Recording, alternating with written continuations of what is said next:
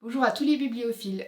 Aujourd'hui, on se retrouve pour parler d'un sujet, c'est le sujet de la surconsommation livresque. J'ai une bibliothèque, mais je n'ai pas une immense bibliothèque. Comme beaucoup, j'aime avoir l'objet livre, pour le côté confort de lecture, mais aussi parce que c'est un très bel objet. Cette vidéo n'est pas à but moralisatrice, je ne suis pas un exemple parfait, je consomme beaucoup, et pas que des livres. Ici, l'objectif, c'est de vous parler plus globalement du sujet et de ma manière de consommer dans ce domaine.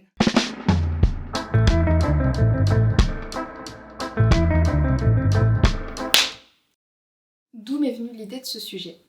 Eh bien c'est très simple, je vous ai fait un book haul récemment et je me suis dit qu'est-ce que la surconsommation livresque? J'ai été voir un petit peu ce qui se faisait sur les réseaux, donc sur YouTube.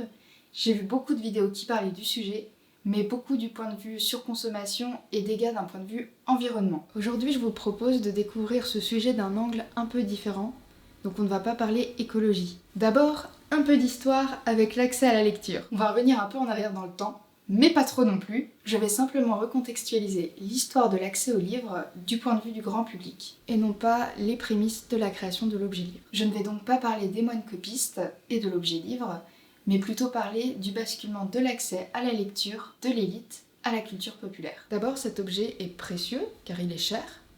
Comme il est cher, il est plutôt destiné à une classe bourgeoise, donc à l'élite. La diffusion au grand public est directement liée à l'accès à la culture et au langage. C'est également lié à la réduction des morts d'enfants en bas âge, mais aussi à l'invention de l'imprimerie par Gutenberg en 1454. Nous pouvons nommer 3 catégories de livres. D'abord le livre d'apprentissage, avec évidemment l'expansion de l'apprentissage. Après cette invention, donc l'invention de Gutenberg, l'alphabétisation se répand sous l'impulsion des clercs. On dit qu'on apprend aux enfants leur croix de par Dieu. La croix de par Dieu, c'est un alphabet utilisé à la fin du XVe siècle, pour que les enfants apprennent à lire. Ensuite, nous avons les livres pieux et les manuels de savoir-vivre, comme les livres d'heures. Les livres d'heures, c'est des recueils de prières à fonction pédagogique. Donc on a par exemple celui de Notre-Dame de Chartres.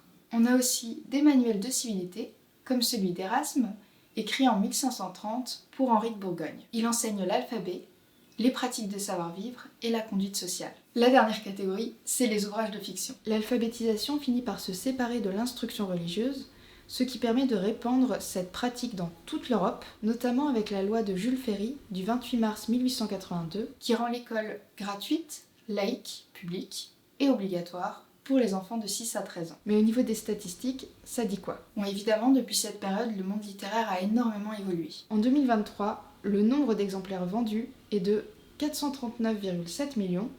Le chiffre est énorme, mais il s'agit d'une industrie. On n'oublie pas, c'est une industrie, donc le but c'est de faire du chiffre.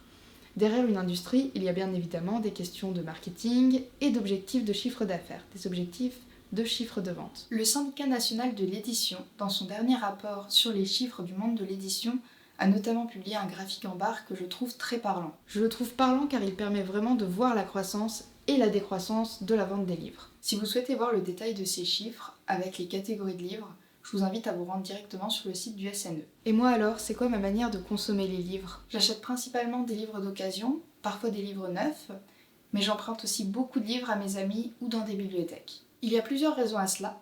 Il y a déjà le côté financier, mais il y a aussi le côté place disponible, puisque les livres ça prend beaucoup de place et on se retrouve très vite envahi. Je lis beaucoup sur liseuse, mais j'aime bien aussi avoir le livre pour pouvoir le prêter ou le relire. Au niveau des genres de livres que je lis de tout, vraiment de tout.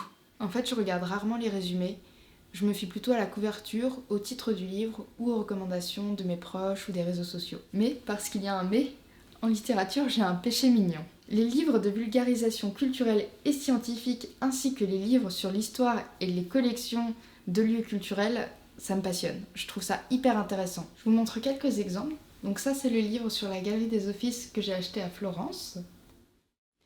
Et voici le livre du musée de la Cour d'Or que j'ai acheté à Metz. Il existe plusieurs manières de partager nos livres. Il y a évidemment les bibliothèques, mais il y a aussi les arbres à livres, ou alors on peut trouver des livres à très bas prix à Emmaüs. J'espère que cette vidéo vous a plu. Je vous invite à répondre à ces questions en commentaire. Et vous, comment consommez-vous l'objet livre? Qu'aimez-vous acheter et lire? J'ai hâte de lire vos réponses en commentaire. À bientôt!